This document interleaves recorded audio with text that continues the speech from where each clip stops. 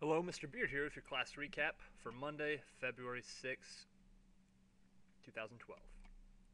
We started with the bell ringer, which was daily language. Students needed to correct the following paragraph. I can tell you right off the bat, most of it is going to be capitalization errors.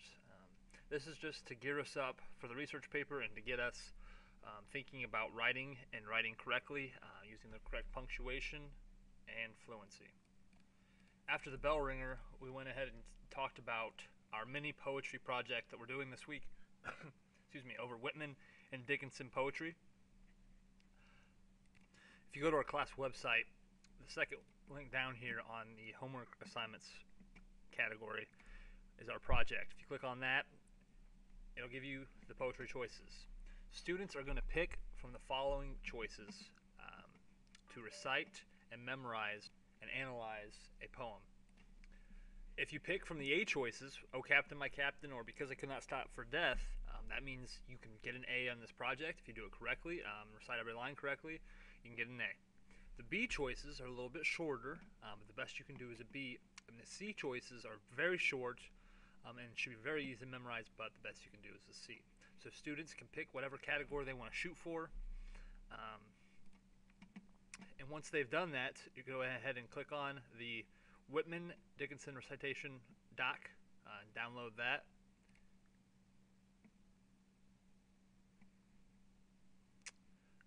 Which you can see right here. And answer these questions. Who is the author? That should be easy. It's either Whitman or Dickinson. One interesting fact about this author, that can come from our guided notes over Whitman and Dickinson, or you can just Google them and see if you can find an interesting fact about their life that we didn't cover yet. What's the main idea of the poem? Anytime you read a poem, the first thing you should do after you've read through it once to kind of let the language soak in is ask, what is this poem about? What is the main idea of this poem? We'll practice that here in a second. So what's the main idea of the poem you chose? Then you're going to give us a line by line or stanza by stanza, if it's one of the longer ones, summary or paraphrase of what that poem is saying. Put it in your own words. What is this author saying? Then below here, here's the rubric you'll be graded on. Remember, there's two categories. This homework assignment will be 30 points, so 5 points for each, or excuse me, 6 points for each category. Let's look at a poetry example that we can use as an anchor poem here to kind of set expectations and show you what we're doing. Since we're talking about Dickinson and Whitman, I chose one of Dickinson's more famous poems, Wild Nights, Wild Nights. Wild nights, were I with thee, wild nights should be our luxury. Futile the winds to a heart and port. Done with the compass, done with the chart. Rowing in Eden, ah, the sea. Might I but moor tonight in thee. Okay, this is one of her more controversial poems, and we need to look at this with a mature lens. But this is Dickinson, and this is American literature, so I think it's fair game here. But the main idea of the poem, I think would be safe to say, is love or romance, wanting to be with the object of her affection. So knowing that, we can go back through and kind of get an idea of what she's talking about in each line. And this was something we talked about in class, and we looked at analyzing each metaphor that she uses. She carries this sailing metaphor throughout the poem,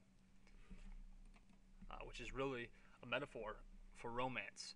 There's a possible lens you could look at it as a religious poem, and that has been argued.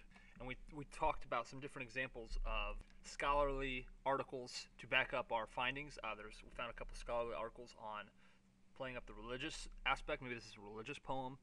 And then we found a couple scholarly articles talking about maybe this is a sexual or romantic poem.